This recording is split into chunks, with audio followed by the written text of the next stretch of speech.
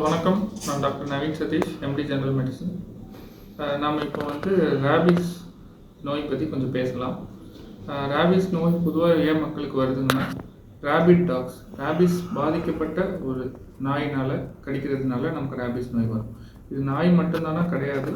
நாய், அப்புறம் குரங்கு, அது போன்ற மற்ற விலங்குகள் கடிக்கிறதுனாலையும் வரும்.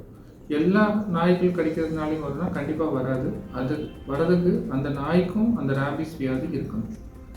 சரி, இப்போ அந்த ரேபிஸ் வியாதி, ஒரு ரேபிஸ் டாக் நம்மளை கடிச்சிருச்சுன்னா அடுத்து நமக்கு என்ன ஆகும் அப்படிங்கிறத பார்த்தா சில சைன்ஸ் அண்ட் சிம்டம்ஸ் இருக்கு.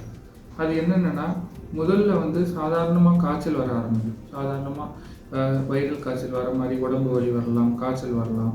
அதுக்கு மேலே அந்த கடிப்பட்ட இடத்துல கொஞ்சம் அரிப்பு, இல்லைனா ஒரு சூடு இல்லை வலி ஏற்படுறதுக்கு வாய்ப்பு இருக்குது.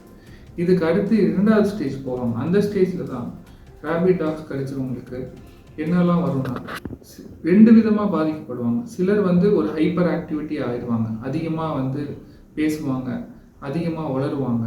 அவங்களுக்கு தண்ணி பார்த்தா பயம் வரும். சில பேருக்கு மூச்சு விட்டா, காற்று பார்த்தாலே பயம் வரும், மூச்சு விடுறதுக்கே கஷ்டப்படுவாங்க, வலிப்பு வரும்.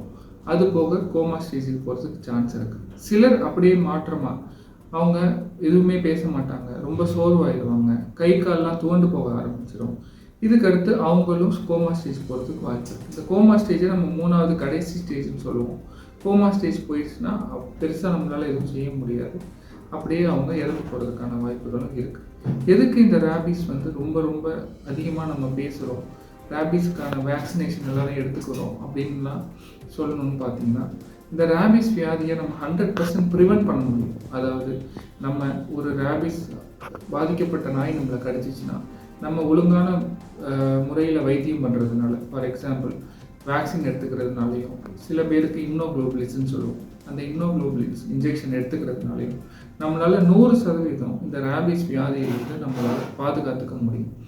ஆனால் இதே நேரத்தில் அந்த ரேபிஸ் நம்மளை பாதிக்கப்பட்டுடுச்சுன்னா, அந்த ரேபிஸ்னால நான் சொன்ன மாதிரி ஃபீவருங்களும் மற்ற சிம்டம்ஸ்களும் வந்துடுச்சுன்னா, ஒரு பெரும்பாலுமான 100% பேஷண்ட்ஸ்களும் இறந்து தான் போவாங்க. அவங்கள நம்மளால் காப்பாற்ற முடியாது. ஸோ இப்போ இந்த ரேபிஸ் வியாதிக்கு நாய் நம்மளை கடிக்குது, என்ன பண்ணால் நான் வேக்சின் எடுத்துக்கணும் அப்படின்னு கேட்டிங்கன்னா, அதுக்கு நம்ம சில கேட்டகரி வச்சுருக்கோம். ஃபார் எக்ஸாம்பிள், நாய் உங்களை கடிச்சாதான் நீங்கள் வேக்சின் எடுத்துக்கணும்னு அவசியம் இல்லை. ஒரு ரேபிடான டாக் உங்கள்கிட்ட இருக்கிற புண்ணு, ஓப்பன் வூண்ட்ஸ் உங்களுக்கு இருக்கிறதுல அது உமிழ்நீர் படுது, அது நக்குனா கூட அந்த ரேபிஸ் வியாதி உங்களுக்கு வர்றதுக்கான வாய்ப்பு இருக்குது. ஸோ அவங்க கூட அந்த ரேபிட் வேக்சின் எடுத்துக்கணும்.